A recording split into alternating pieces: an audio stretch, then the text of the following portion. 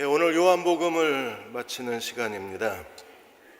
평생을 요한복음을 연구하셨던 에드윈 허스킨스 박사께서 만일에 요한복음이 심각하지 않고 쉬워 보인다면, 너무나 명백하다면 요한복음을 제대로 이해했다고 볼 수가 없다 그랬습니다.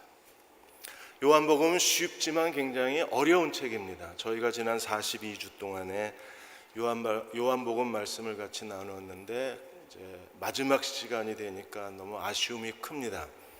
좀 더 쉽게 하나님 나라 진리를 나누고 싶었었는데 제대로 잘 말씀을 나누지 못한 것 같아서 죄송한 마음이 듭니다.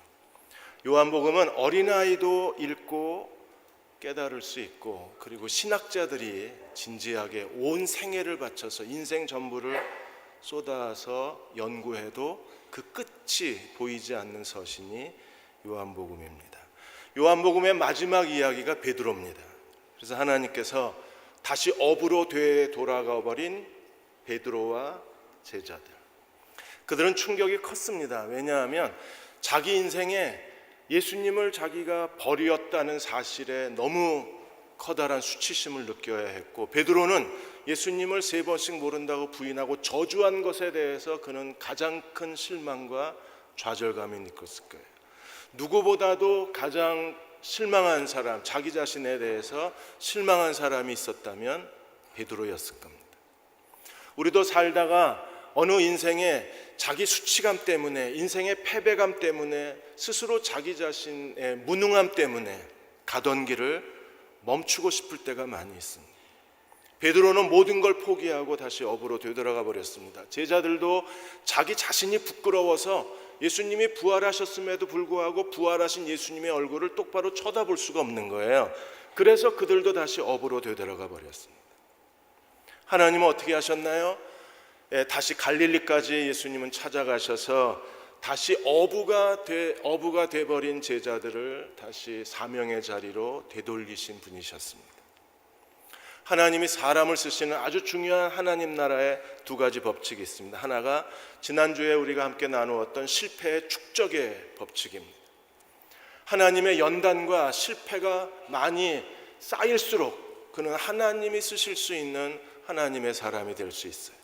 온몸에 실패의 흉터와 연단의 흉터가 가득한 사람들이 마지막 때에 하나님의 영광의 도구로 쓰임받을 수 있습니다. 오늘 2번째 법칙은 하나님이 우리가 실패한 그 자리에서 우리의 인생을 완벽하게 복원해 내시는 분이 하나님이십니다.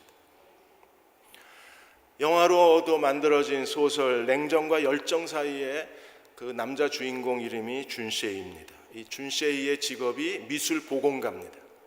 오래되다 보면, 시간이 지나면 미술품이 훼손되고 그림이 망가져 버립니다. 그럼 복원가들의 손을 거쳐서 원본과 가깝게, 원본과 아주 흡사하게 미술품이 다시 복원이 됩니다.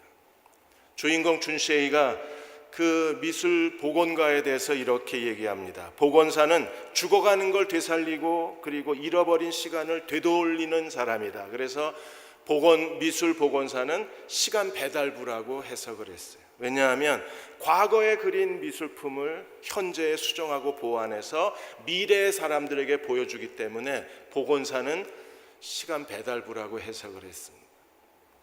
오늘 예수님은 굉장히 섬세하고 탁월한 솜씨로 제자들과 베드로를 복원해 내십니다.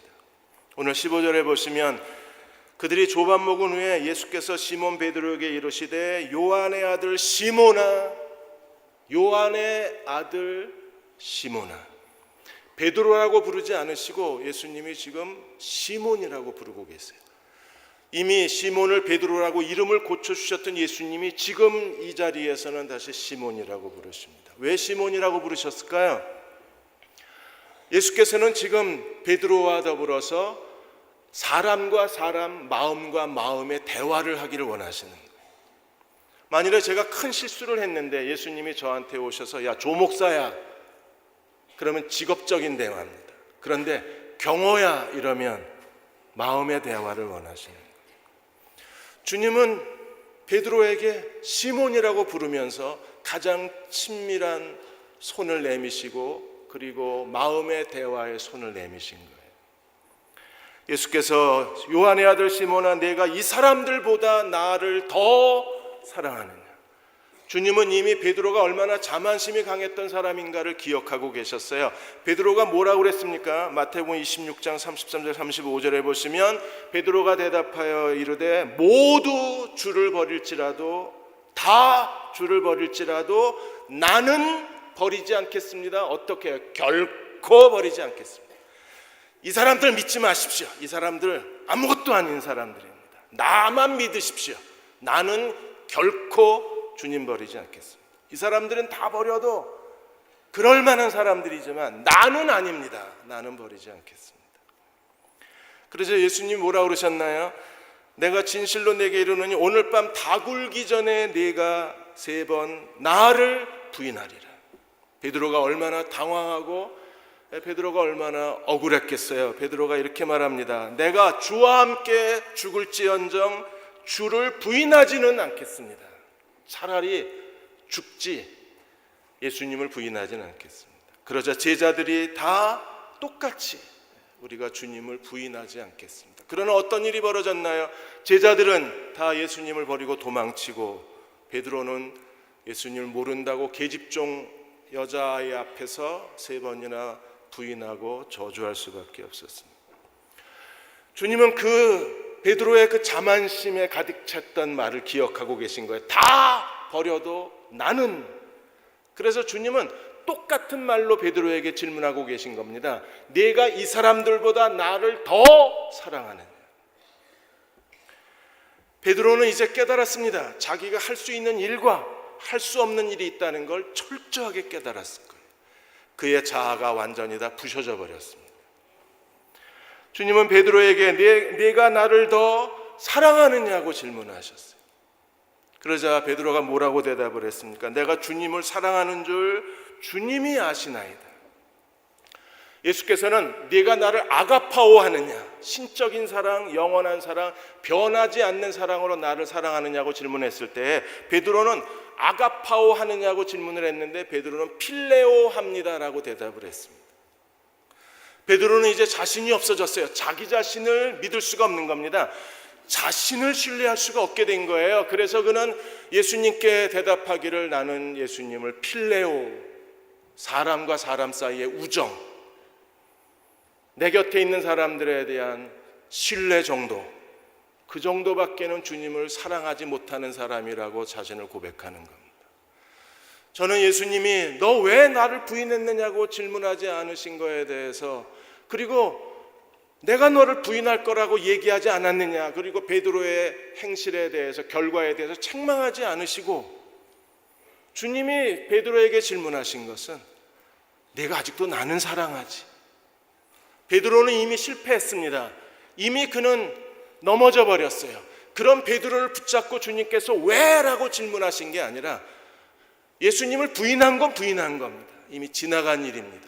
예수님을 부인했지만 그러나 베드로의 진실은 뭐예요? 그래도 베드로는 주님을 사랑하고 있잖아요. 그래서 그 진실을 묻는 겁니다. 그래도 나는 사랑하지. 베드로가 대답하기를 이제 완전히 자기 자신이 스스로 자기에 대해서 기대감이 없어져 버린 거예요. 자기가 완전히 텅 비어버렸습니다. 그래서 베드로는 내가 주님을 사랑하는 걸 주님이 아십니다라고 말해요. 16절에 두 번째, 네가 나를 사랑하느냐? 베드로가 대답합니다. 주여 그러하여다. 내가 주님을 사랑하는 줄 주께서 아시나이다. 다시 세 번째, 내가 나를 사랑하느냐? 세 번째 질문을 통해서 예수님은 베드로의 마음속에 남아있는 그 수치심, 죄책감, 패배감 완전히 깨끗이 제거해 버리시는 거예요. 3번 부인했던 베드로에게 주님은 3번 질문하시고 사랑하느냐 질문하심으로 그의 마음을 회복하셨을 뿐 아니라 3번 부인했던 베드로에게 3번 하나님의 사명을 다시 위임하고 계신 거예요. 내 어린 양을 먹이라, 내 양을 치라, 내 양을 먹여라. 다시 업으로 되돌아가 버린 베드로를 주님은 그 치욕의 자리에서 다시 사명의 자리로 회복하시고 이끄신 분이 바로 예수님이십니다. 오늘 우리의 인생에도 다른 사람에게 말할 수 없는 자기만의 수치가 있습니다. 다른 사람들에게 들켜버릴까 봐 평생을 감추어둔 자기 인생에 실패가 있고 어려움이 있고 수치심이 있습니다. 단 한 번 사소한 실수 때문에 인생이 그냥 두동강 나버리고 그렇게 될 거라고는 생각하지 못했던 어떤 행동 하나가 내 인생을 삼켜버린 경우도 있습니다. 이럴 때 우리는 어떻게 해야 되나요? 우리가 하나님 앞에 나아가면 하나님은 우리의 인생을 다시 회복하시고 복원하시고 우리의 실패에 부끄러운 삶의 얼룩들을 다 제거하시고 우리에게 새로운 하나님의 영광을 드러내시는 분이십니다. 다윗의 생애를 보십시오. 다윗은 평생에 하나님 마음에 합한 사람이었습니다. 그는 하나님 앞에 지혜로운 사람이었어요. 다윗의 평생 동안에 그는 하나님과 동행했던 사람이었습니다. 단 한 번의 실수가 우리아의 아내 밧세바와의 간음과 살인 사건입니다. 다윗은 그것 때문에 정말 자기 자신이 치욕스러웠을 거예요. 아마 자살도 몇 번 생각하지 않았을 거예요. 나란 인간이 겨우 그 정도 인간이라는 사실에 다윗은 절망했을 겁니다.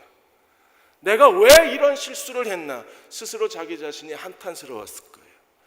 그러나 그가 하나님 앞에 철저하게 회개하고 얼마나 많은 눈물을 흘렸는지 침대가 뜰 정도로 회개의 눈물을 흘리고 철저하게 하나님 앞에 죄를 자백하고 나아갔을 때 하나님이 어떻게 다윗을 회복하셨습니까? 다윗과 밧세바에서 태어난 첫째 아이는 하나님이 저주하셔서 데려가시고 거기서 태어난 둘째 솔로몬을 통해서 하나님은 예루살렘 성전을 그 영광스러운 하나님의 성전을 솔로몬의 손으로 지으신 거죠. 열왕기상 15장 4절 5절에 이렇게 말씀하셨습니다. 그의 하나님은 여호와께서 다윗을 위하여 어떤 다윗이요? 하나님 앞에 엄청난 죄를 지은 밧세바와 우리아의 살인과 간음죄를 지은 그 다윗을 위하여 예루살렘에서 그에게 등불을 주시되 하나님이 등불을 켜셨습니다. 누구요?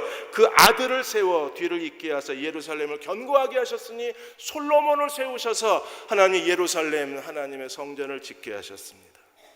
5절 이는 그렇게 하신 이유가 어디 있어요? 이는 왜 하나님이 솔로몬을 통해서 하나님의 등불을 켜시고 예루살렘을 견고케 하셨나요? 이는 무엇 때문입니까? 다윗이 햇사람 우리아의 일 외에는 평생의 여호와 보시기에 정직히 행하고 자기에게 명령하신 모든 일을 어기지 아니하였습니다. 이는 그는 평생에 하나님 앞에 정직했던 사람인데 단 한 번 실수로 그의 인생은 곤두박질 쳐버린 거예요. 그의 인생은 늪에 빠져버렸습니다. 그런 다윗의 인생의 그 실수의 구덩이를 하나님은 더 영광스러운 일로 메꾸어 주시고 다윗의 실수를 하나님의 영광으로 지워버리신 거예요. 요셉도 마찬가지입니다. 형들이 요셉을 미워해서 그래서 요셉을 이스마엘 장사꾼에 팔아버리고 그는 애굽의 노예로 끌려가 버렸어요. 요셉의 매일 아마 형들에 대한 증오와 분노가 그의 마음에 가득했을 겁니다. 만나기만 해라. 니들은 끝났다. 복수의 마음이 그의 마음을 휘젓고 있었지 않았을까요? 그런데 나중에 요셉이 어떻게 고백을 합니까? 창세기 41장 51절 52절에 보시면 요셉이 그의 장남 이름을 므낫세라고 지었습니다. 므낫세 이름의 뜻이 뭐예요? 하나님이 내 모든 고난과 아버지의 집의 일, 자기가 13년 동안 겪은 노예와 죄수의 그 비참한 인생, 불행한 시간과 그리고 아버지의 일, 온 집안 일, 형들이 자기를 미워하고 형들이 자기를 노예로 팔아버린 일에 대해서 하나님이 잊어버리게 하셨다. 그리고 차남의 이름을 에브라임이라고 지었습니다. 에브라임의 이름의 뜻이 뭐예요? 하나님이 내가 수고한 땅에서 번성하게 하셨다. 그러므로 므낫세는 과거에 대한 하나님의 보상이고 에브라임은 요셉의 미래에 대한 보상입니다. 잔 메가더 목사는 이것이 하나님의 인생 공식이라 그랬어요. 하나님이 우리의 인생을 다시 회복하실 때 하나님은 우리의 과거의 고통을 다 잊어버리게 하시고 미래의 그 고통으로 인하여 실수로 인하여 우리의 부끄러움으로 인하여 하나님이 우리를 더 영광스러운 그릇으로 사용해 주실 수 있는 거예요. 지난 28일 날 밤에 자강도에서 북한이 다시 ICBM 대륙간 탄도미사일 화성 14형을 두 번째 쏘아 올렸습니다. 지난 4일 날 화성 14형을 쏘아 올리고 그리고 24일 만에 28일 날 쏘아 올렸습니다. 불과 24일 만에 화성 14형의 성능이 굉장히 개량이 됐어요. 높이는 900km를 더 올라갔습니다. 그래서 이번에 28일 날 쏘아 올린 것은 높이가 무려 3,724km로 올라갑니다. 그리고 길이가 60km가 더 늘어났어요. 이제는 북한에서 미국 본토를 공격할 수 있는 사거리 1만 킬로미터의 ICBM이 개발이 된 겁니다. 이번이 최초의 미국까지 쏠 수 있는 미사일 성능이 확인이 된 거예요. 그리고 시간도 24일 만에 미사일이 6분을 더 날아갔어요. 그래서 모두 47분 12초를 날아갔습니다. 24일 만에. 전 세계가 이것 때문에 힘들어하고 문재인 대통령도 놀라서 대화를 제의했다가 이번에 사드 4기를 임시로 배치하겠다고 급격하게 정책을 수정을 했습니다. 저는 하나님의 인생 공식이 우리나라에도 적용되기를 기도합니다. 다시 모든 과거를 남북한이 다 잊어버릴 만한 일, 그리고 남북한이 하나가 되어 통일이 된다면 에브라임처럼 하나님이 2배의 보상을 주시고 2배 더 풍성한 삶을 주셨던 것처럼 하나님이 남북한을 하나가 되게 하실 수만 있다면 우리에게도 에브라임 시대는 올 거예요. 구약의 나오미는 이기적인 여자입니다. 정말 세속적인 여자입니다. 하나님에 대한 경외심이 없었던 여자입니다. 그래서 베들레헴에 흉년이 들자 그녀는 서둘러서 모든 재산을 다 정리하고 남편과 2 아들을 데리고 모압 땅으로 이민을 가버렸어요. 하나님의 백성들은 고통당하고 있는데 나만 잘 먹고 잘 살면 돼 이러고 떠난 게 모압입니다. 그런데 모압에 10년 동안 어떤 일이 일어났나요? 나오미는 남편이 죽고 2 아들도 다 모압 땅에서 죽습니다. 그 정도 재앙이 오면 서둘러 자기 고향으로 베들레헴으로 돌아와야 되는데, 그러나 나오미는 언제 돌아오나요? 베들레헴에 풍년이 들었다는 소식을 듣고서야 그제서야 다시 돌아올 마음이 들어요. 모든 걸 다 잃어버리고 겨우 다시 고향 땅에 돌아왔을 때 나오미는 며느리 룻 하나를 데리고 고향 땅으로 돌아왔어요. 고향 사람들이 나오미가 왔다 그랬을 때 나오미는 손을 저었습니다. 나는 나오미, 즐거움이 아니라 나는 마라, 쓴 괴로움이다. 그녀는 10년 만에 모압 땅에서 모든 소중한 걸 다 잃어버리고 겨우 나오미를 따라온 것은 며느리 룻밖에 없었어요. 그러나 하나님이 그녀가 하나님을 경외했을 때 하나님은 어떻게 하셨나요? 그녀의 인생의 빈 구멍을 그녀 스스로가 망가뜨리고 다 부셔버린 나오미의 인생을 하나님은 완벽하게 복원해 내셔서 룻과 보아스의 결혼을 통해서 오벳이 태어나고 오벳에게서 이새가 태어나고 이새에게서 다윗이 태어나서 모든 걸 다 잃어버린 나오미를 하나님은 메시아의 여인으로 만들어 주신 거예요. 신약의 오네시모도 마찬가지입니다. 골로새 교회 지도자 빌레몬의 집의 하인 노예 오네시모가 있었는데 이 오네시모가 어느 날 주인의 돈을 훔쳐가지고 도망을 가버렸습니다. 오네시모는 정말 어리석은 사람입니다. 왜냐하면 노예가 도망치면 그건 끝난 인생이에요. 자기 스스로 자기를 죽이는 행위입니다. 도망친 노예는 주인이 사람을 보내서 길거리에서 죽여도 살인죄가 적용이 안 됐습니다. 노예가 해서는 안 돼. 자기 인생을 스스로 망가뜨리고 있는 게 주인의 돈을 훔쳐서 도망가는 겁니다. 그건 빌레몬에게도 수치스러운 일이고 오네시모는 자기 인생을 자기가 스스로 정말 엉망으로 만들어버린 거잖아요. 그러나 하나님은 어떻게 하셨나요? 로마 감옥에서 바울을 만나게 하시고 오네시모가 주님께로 돌아왔을 때 어떤 일이 벌어졌어요? 빌레몬서 1장 15절에 아마 그가 잠시 떠나게 된 것은 너로 하여금 그를 영원히 두게 하려면, 아마 그건 오네시모가 잘못한 겁니다. 그는 정말 어리석은 생각을 한 거예요. 해서는 안 될 일을 저지른 겁니다. 우리가 살다가 남을 그냥 친구기 때문에 도와주려고 하다가 빚보증의 더미에 몰려서 우리는 자기가 평생 쌓아놓은 걸 다 잃어버리기도 하고 어떤 사소한 행동 하나가 우리가 자기 인생을 완전히 반토막 내기도 하잖아요. 아마 오네시모는 해서는 안 될 실수를 저지른 겁니다. 그런데 하나님은 어떻게 하셨어요? 아마 그가 잠시 떠나게 된 것은 너로 하여금 그를 영원히 두게 하려 함이니.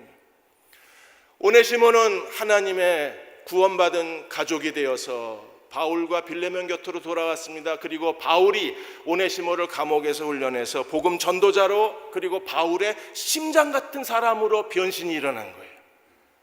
그 이름이 그대로 오네시모가 됐습니다. 오네시모라는 이름의 뜻이 뭐예요? 유익하다는 뜻입니다. 그는 정말 무익한 사람이었습니다. 쓸모없는 사람이었습니다. 그런데 예수 그리스도로 말미암아, 복음으로 말미암아, 바울의 사랑으로 말미암아 그는 유익한 사람으로 돌아온 거예요. 빌레몬의 인생에 얼룩이 남겨질 뻔했는데 하나님은 그 얼룩을 지워주셨어요. 오네시모의 인생에 가장 큰 얼룩이 남을 뻔했는데 하나님은 얼룩을 지워주셨을 뿐 아니라 가장 아름다운 색깔로 덧입혀 주셔서 오네시모의 인생을 회복하신 것. 오늘도 우리가 주님께로 돌아가면 하나님 우리의 인생을 다시 회복하시고 복원하시는 하나님이십니다. 베드로가 이렇게 내 양을 치라, 내 양을 먹이라, 내 어린 양을 먹이라 새로운 사명을 가지고 돌아갔을 때 베드로는 어떻게 회복이 됐을까요? 예수께서는 베드로의 미래에 대해서 설명을 하셨어요. 18절 19절에 보시면 내가 진실로 진실로 내게 이르노니 네가 젊어서는 스스로 띠뛰고 원하는 것으로 다녔거니와. 젊어서는 베드로가 하고 싶은 대로 했어요. 스스로 띠를 띠고 자기 하고 싶은 대로 했습니다. 그러나 이제 늙어서는 내 팔을 벌리리니 다른 사람이 내게 띠를 띠우고 원하지 않는 곳으로 데려가리라. 팔을 벌리고 무슨 말입니까? 베드로가 어떠한 죽음으로 죽을 것을 주님이 말씀하신 거예요. 그래서 20절에 19절에 이렇게 말씀하시면 베드로가 어떠한 죽음으로 하나님께 영광을 돌릴 것을 가리키심이라 이 말씀을 하시고 베드로에게 이르시되 나를 따르라. 베드로는 이제 더 이상 무능하지 않습니다. 이제 더 이상 그의 인생에 무능이라는 건 없어졌어요.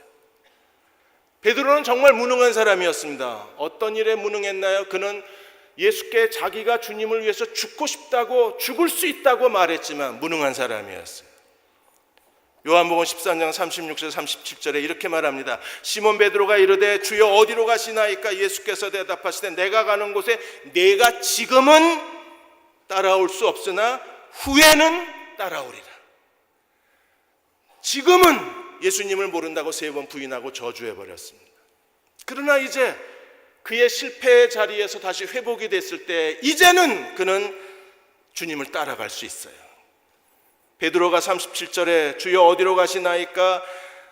내가 지금은 어찌하여 따라갈 수 없나이까? 주를 위하여 내 목숨을 버리겠나이다. 내가 지금은 어찌하여 따라갈 수 없나이까? 나는 주님을 위해서 죽을 수 있습니다. 죽었나요? 아니요. 3번 부인했습니다. 살겠다고 발버둥 치면서 그 계집종 앞에서 얼굴을 붉히면서 예수를 저주하고 부인했습니다. 할 수 있었나요? 할 수 없었습니다. 그러나 이제 그는요 죽을 수 있습니다. 왜요? 늙었기 때문에. 여러분도 늙으시기를 축원합니다. 아직도 자기 자만심이 젊어요. 젊으니까 내 뜻대로 내가 원하는 걸 내가 하는 겁니다. 그런데 자존심이 늙어버리면, 자만심이 완전히 늙어버리면, 그래서 지팡이를 짚지 않으면 걸을 수 없을 정도의 늙어버린 자존심이 되면 이제는요 다른 사람이 내게 띠를 띠우고 하나님이 내게 띠를 띠우시고 하나님이 데려가시는 곳에 내가 가고 하나님이 팔을 벌리면 기꺼이 십자가에서 죽을 수 있는 거예요. 이제는 죽을 수 있어요. 전에는 베드로가 죽을 수 없었지만 이제는 죽을 수 있습니다. 우리가 예수님의 제자가 되어서 주님을 따른다는 건 무엇을 의미합니까? 내 뜻이 아니라 내 뜻을 버리고 하나님의 뜻에 순종할 줄 알아야 주님을 따르는 제자가 될 수 있는 거예요. 1905년에 을사조약을 맺고 나서 한국은 정말 비극적인 역사가, 치욕의 역사가 시작이 됐습니다. 그런 일본의 식민지 시대에서 민중을 일깨우고 민족 정신을 일깨웠던 사람들이, 기독교 지도자들이 있었는데 그들을 우리가 기독교 민중운동가라고 부릅니다. 기독교 민중운동가 가운데 한 분이 남강 이승훈 선생님이십니다.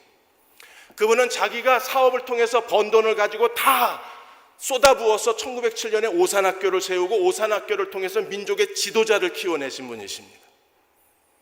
이분은 가난한 집에서 태어나서 학교도 가지 못하고 어려서부터 장사하는 사람을 쫓아다녔어요. 장사하는 사람의 사환 노릇을 했습니다. 그렇게 열심히 성실하게 일해서 나이 20살이 되었을 때는 자기 가게를 갖고 자기 사업을 했습니다. 그래서 자수성가를 합니다. 돈을 정말 많이 벌었습니다. 그는 자기의 부끄러운 집안을 체면 있게 양반의 집안으로 만들겠다고 난강 이승훈 선생이 돈을 주고 족보를 사오기까지 한 사람입니다. 그러던 그가, 돈밖에 모르던 그가 완전히 뒤집어져서 이제는 민족 정신을 일깨우고 예수 그리스도를 위해서 헌신하는 민족의 민중 지도자가 된 거예요. 난강 이승훈 선생이 이렇게 변할 수 있는 것은요, 제일 먼저 도산 안창호 선생을 만나고 나서 그가 완전히 변했습니다. 안창호 선생을 통해서 민족의 내일과 민족의 오늘과 그리고 한민족의 이 평화에 대해서 고민하기를 시작을 한 거예요. 그리고 또 다른 한 분, 예수 그리스도를 만나서 그의 인생을 완전히 그리스도께 헌신했습니다. 그 뒤로 난강 이승훈 선생은 3.1 운동을 일으킨 죄로 그가 감옥에 끌려갔을 때 일본이 조작해 놓은 그 백오인 사건, 안명근 사건의 주범으로 몰려서 감옥에서 오랫동안 고문을 당하고 고통을 당하는 시간에서도 그는 끝까지 신앙을 지키며 그리스도를 의지하고 자기를 버텨내고 민족 지도자로서의 의무를 다할 수 있었어요. 이승훈 선생이 나중에 이렇게 고백했습니다. 자기 인생에 대해서 두 가지를 고백했는데, 하나는 자기는 정말 일자무식이고 아는 것도 없고 그리고 가진 것도 없고 본래 배우지 못한 사람이었지만, 내가 오늘 이렇게 민족을 위해서 일할 수 있는 것은 하나님이 하신 일이다. 할 수 있는 것은 그에게 새로운 가능성, 민족을 위해서 살 수 있는 능력을 부어주신 분은 예수 그리스도이셨어요. 베드로는 더 이상 무능하지 않습니다. 그는 이제 그리스도를 위해서 죽을 수 있는 사람이 됐어요. 젊어서는 할 수 없었던 일을 베드로가 이제 늙어서 하게 된 겁니다. 요한은 어떻게 됐을까요? 베드로가 같이, 두 사람이 단짝이잖아요. 베드로 요한이 늘 같이 다녔는데, 요한에 대해서 베드로가 궁금해서 예수님께 이렇게 질문했습니다. 21절에 이에 베드로가 그를 보고 예수께 여짜오되 주여 이 사람은 어떻게 되겠습니까? 그러자 22절에 예수님이 이렇게 대답하시죠. 내가 올 때까지 그를 머물게 할지라도 내가 무슨 상관이 있느냐? 너는 나를 따르라. 내가 무슨 상관이 있느냐? 헬라어 원문에 보시면 너나 잘하세요 이렇게 돼 있어요. 다른 사람의 인생에 관심을 가질 필요가 없는 거예요. 너나 잘하세요. 너는 나를 쫓으라. 여러분, 우리 모두가 다 다른 사람의 인생에 대해서 우리는 부러워하기도 하고 다른 사람의 인생을 보고 스스로 비교하기도 합니다. 그러나 주님은 우리에게 말씀하시기를 너나 잘하세요. 하나님의 베드로는 베드로의 인생이 있고 요한에게는 요한의 인생이 있는 거예요. 베드로는 그물을 던지는 사람이었기 때문에 그가 한 번 설교하자 3,000명이 회개하고 또 한 번 설교하자 5,000명이 회개하고 돌아왔습니다. 어떻게 해요? 그물을 던지는 자의 사명이니까. 요한은요, 그물을 수선하다 부르심을 받았습니다. 그는 오래 살아야 돼요. 그래서 요한은 정말 오래 살았습니다. 예수님이 올 때까지 머물게 하겠다는 말을 제자들이 잘못 오해해가지고 23절에 제자들이 뭐라고 수군거렸느냐 하면, 형제들에게 나가서 그 제자는 안 죽는데, 요한은 안 죽는데, 요한은 불사조래 이러고 다녔어요. 그 말 뜻이 아니라 오래 살아서, 요한은 하나님의 초대교회가 그물이 구멍 뚫린 것처럼 다 복음의 진리가 구멍이 뚫렸을 때에 그물을 수선하는 사명이 요한에게 있는 거예요. 그래서 요한이 요한 1서, 2서, 3서를 통해서 뭘 증언했습니까? 하나님의 자녀와 마귀의 자녀를 구별할 수 있는 기준을 제시한 거예요. 하나님의 자녀와 마귀의 자녀를 우리가 뭘로 구별할 수 있어요? 의를 행하고 형제를 사랑하면 하나님께 속한 사람이지만, 형제를 사랑하지 않으면 마귀에게 속한 사람이라. 그래서 마지막 복음의 그물이 구멍 뚫린 것을 수선한 사람이 요한입니다. 오늘 하나님 우리의 모든 각 사람에 대해서 계획을 갖고 계세요. 우리는 그 계획을 찾고 우리가 주님을 따르기만 하면 주님은 그 계획을 이루어 주실 것입니다. 야후가 2015년에 미국에서 성공한 푸드트럭 27대를 선정했을 때 그 27대의 성공한 푸드트럭 중에 하나가 그 유타의 컵밥 트럭이 선정이 됐습니다. 유타의 컵밥을 시작한 사람들은 송정훈 사장, 박지영 사장, 김중근 세 젊은이가 시작을 했어요. 이 세 사람이 2005년도에 요리사가 되기 위해서 미국에 유학을 갔다가 유타 대학에 유학을 갔다가 그 유타 대학 앞에 점심시간이 되면 푸드트럭들이 와서 서 있고 거기에 학생들이 길게 줄을 서서 밥을 먹는 걸 본 거예요. 그걸 지켜보면 야, 여기엔 푸드트럭 이런 문화가 있구나. 야, 학생들이 줄을 많이 서서 먹네 하고 지나가는데 박지영 사장이 이렇게 얘기를 합니다. 우리 저거 한번 해보자. 한번 해보자 하는 말에 송정훈, 박지영 두 사람이 그래 한번 해보자. 그래서 당시에 유타 솔트레이크 시티에서 한 식당하고 일식당 그 주방장 하던 그 김중근 씨하고 세 사람이 한 팀이 된 거예요. 그래서 그 당시에 노량진 컵밥이 유행하는 다큐가 KBS에서 방영이 됐는데 그걸 다운로드 받아서 매일 저녁 노량진 컵밥 다큐를 보면서 세 사람이 레시피를 짠 겁니다. 아내랑 같이 6명이 앉아가지고. 그래서 2013년 5월 1일 날 첫 번째 노란색으로 된 푸드트럭이 유타 대학 앞에 섰는데 첫날 장사는 망했습니다. 왜냐하면 이 솔트레이크 시티가 다 몰몬교 사람들이잖아요. 굉장히 보수적인 사람들이고 한국 음식을 먹어보지 않은 사람들이기 때문에 이 사람들이 신기해서 샀다가 음식 냄새 맡아보고 당시에 메뉴가 뭐냐면 제육볶음, 그 다음에 불고기, 잡채밥 이게 그 메뉴였고 그 다음에 그 매운맛 강도를 1단계, 10단계까지 나누어서 원하는 매운맛을 만들어 주었었는데 이게 그 사람들한테 먹히질 않은 거예요. 다들 그냥 쓰레기통에다 버리는 거. 거기서 포기하면 다 망하는 거잖아요. 그래서 그 사람들이 새로운 성공 방식을 이뤄냈는데 그게 한국식 덤을 주는 거고 그래서 막 음식 만들다가 막 거기 서 있는 사람들 한 숟갈씩 주고 그걸 또 그 사람들이 되게 좋아해요. 그 다음에 한국 사람의 특유의 그 넋두리 그걸 가지고 승부를 거는 겁니다. 그래서 넉살을 가지고 어떻게 승부를 걸었냐면 그 노란색 푸드트럭에다가 이렇게 써놨습니다. 컵밥 먹고 황금똥 싸자 이렇게 써 있어요. 미국 사람들이 그 표를 되게 좋아한답니다. 변비 환자가 많은가 봐요. 그래서 컵밥 먹고 황금똥 싸자가 아예 그냥 투르게. 그리고 매주 유리창에 붙어 있는 게 다른데 컵밥 먹고 이 음식 먹고 컵밥 먹고 맛없으면 우리 따기 때리고 가라. 한 번도 지금까지 따기 맞은 적이 없다. 그렇게 해서 시작된 게 2015년도에 푸드트럭이 8대가 되고 그 다음에 프로농구 스타디움에 지금 거기에 뭐 피자 뭐 그 햄버거 다 들어가 있는데 타코 다 들어가 있는데 여기 한국인으로는 최초로 프로농구 스타디움에 매점을 여는 거예요. 유타 컵밥이. 그리고 13개 스타디움에서 매출 1위를 기록합니다. 그리고 그게 15개가 되고 팬들도 많아서 4만 5천 명이 이 페이스북에 일정이 다 나오는데 일정에 따라서 자기 곁을 지나가면 그 팬들이 와서 거기서 줄 서서 컵밥을 사 먹는 사람들이 4만 5천 명이 그 근처를 지나갈 때마다 푸드트럭을 따라다니는 거예요. 정말 우연하게 길을 발견한 겁니다. 야, 우리도 한번 해볼까? 여기에 길이 있었어요. 오늘 하나님은 우리 주변에 끊임없는 기회를 주고 계신데 우리가 발견하지 못하고 있는 거예요. 하나님이 우리의 눈을 여셔서 새로운 인생의 도전에 열정을 주시고 끊임없이 기회를 찾고자 하는 사람들에게는 기회가 보이는 거예요. 요한이 해야 될 중요한 일은요, 그가 마지막까지 살아서 예수 그리스도의 복음을 증거하는 일이었어요. 그래서 24절에 요한복음을 쓴 것에 대해서 이렇게 말합니다. 이 일들을 증언하고 이 일들을 기록한 제자가 이 사람이라. 누구요? 사도 요한이요. 요한이 예수님의 생애에 증언을 하고 요한이 이 기록을 남겨놓은 거예요. 우리는 그의 증언이 참된 줄을 아노라.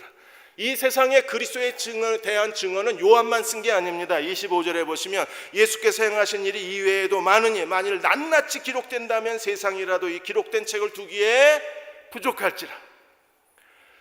지금 예수 그리스도가 누구이신가를 증언하는 사람들이 우리 주변에 많아요. 예수님은 만물의 창조자이시고 그리고 만물의 주권자이십니다.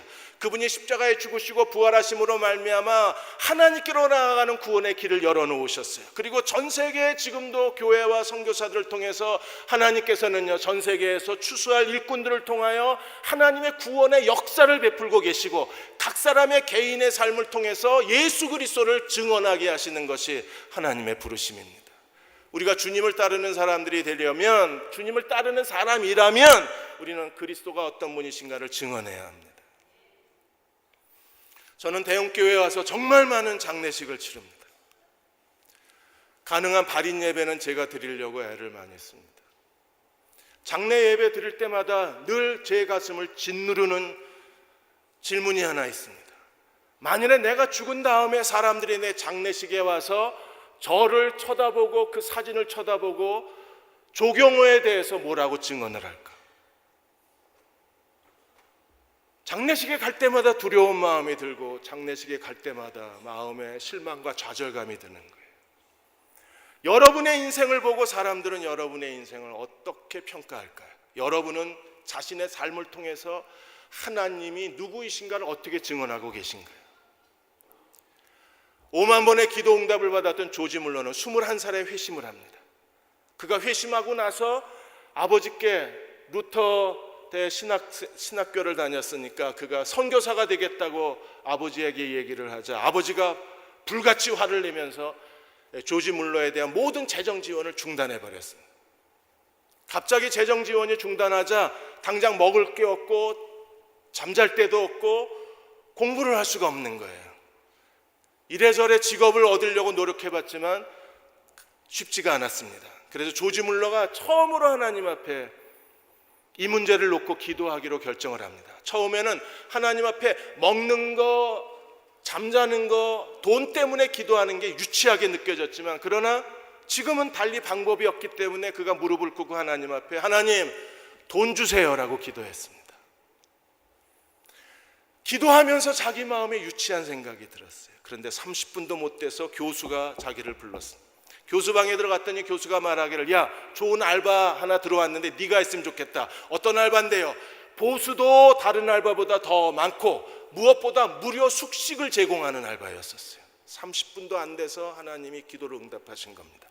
교수방을 나오면서 조지 물러가 결단을 내립니다. 하나님, 내가 이제부터 하나님이 우리의 공급자이시고 우리의 모든 필요를 채워주시는 살아계신 하나님이심을 평생에 증거하고 살겠습니다. 하나님 말씀이 사실이라는 걸 내 삶을 통해서 증명해 보이겠습니다. 그는 평생에 300번 성경을 정독하고 성경책 말씀 위에 손가락을 얹고 기도하고 그 말씀이 그대로 응답되는 것을 간증해요. 그는 자기 인생을 통해서 하나님 우리의 공급자이심을 산 증거로 자기의 인생을 통해서 변증하고 그리고 하나님 말씀이 믿는 자들에게 말씀이 그대로 역사한다는 사실을 자기 인생을 통해서 산 증언자로 우리 곁에 있는 거예요. 우리도 하나님 앞에 자기 인생을 내어놓으십시다. 어떤 인생이든지 상관이 없습니다. 우리가 전심으로 그분을 믿고 의지하고 순종할 수만 있다면 베드로의 인생을 회복하신 하나님이 우리의 인생도 회복해 주실 거예요. 그리고 무능력한 우리의 인생의 자리가 아니라 이제는 주님을 위해서 죽을 수도 있는 그런 영적 능력이 갖추어진 새로운 삶의 자리로 우리를 데려가 주실 거예요. 그러한 믿음의 사람이 되시기를 주의 이름으로 축원합니다. 우리 다 일어나셔서 315장 1절하고 4절 부르시고 같이 기도하고 축도하겠습니다. 내 주 되신 주를 참 사랑하고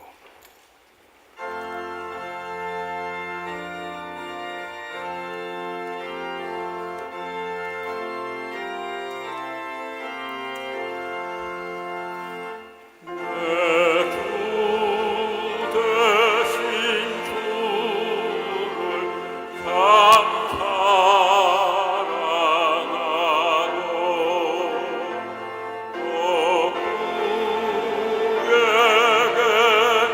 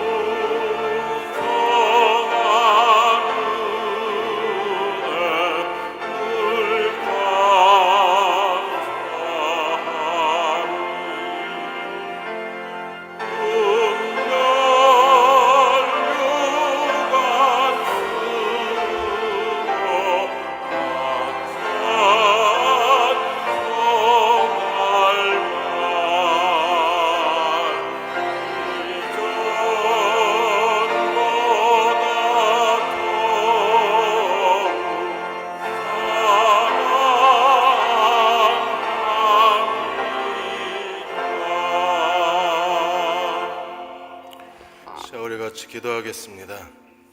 베이비박스에 아이를 데려온 19살 아이가 있습니다. 울면서 말합니다. 단 한 번이었는데, 단 한 번만에 임신을 하고 아이는 집에서 쫓겨나고 아이의 인생은 다 망가져 버렸습니다. 울면서 말합니다. 나는 이제 어떻게 해야 될지 모르겠다고. 하나님은 우리의 망가진 인생을 다시 회복해 주시는 분이십니다. 내 인생의 수치, 감추인 죄, 해서는 안 될 일을 함으로 일어난 모든 실패, 어려움, 우리가 주님께 드리면 섬세한 손으로 베드로를 어루만져 주신 주님이 오늘 우리를 어루만져 주시고 우리에게 새로운 인생을 허락해 주실 것입니다. 주님을 의지합니다. 내가 주님을 사랑하는 걸 주님이 아십니다. 주님을 사랑합니다. 나를 회복하여 주옵소서. 하나님의 영광의 그릇이 되게 하여 주옵소서.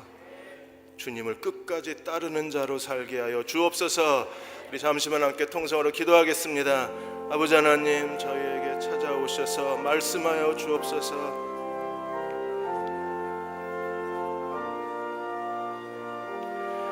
새로운 도전을 주시고 새로운 희망을 주시고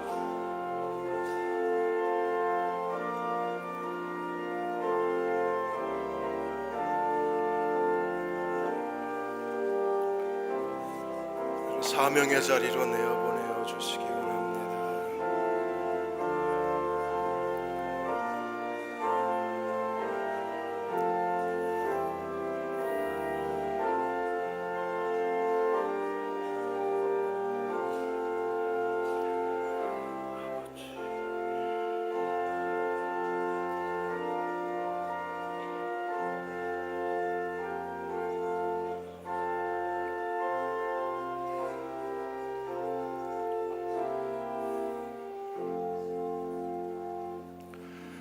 아버지 하나님, 내 잘못입니다.